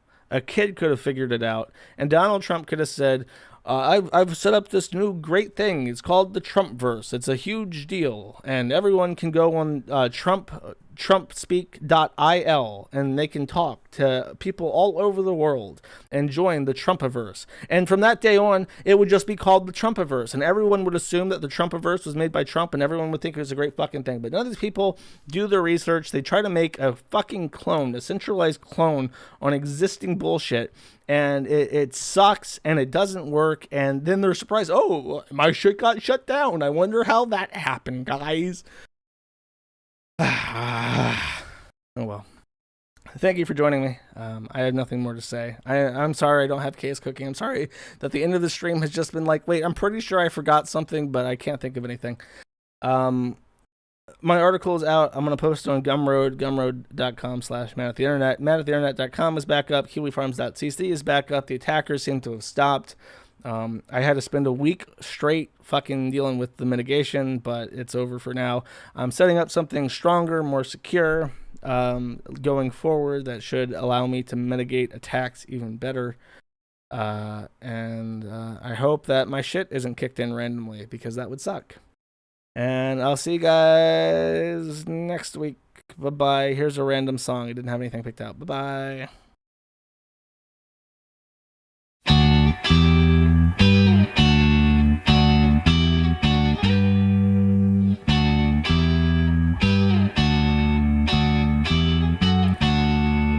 I don't have a Twitter. Kiwifarms.cc/Josh. Fuck off.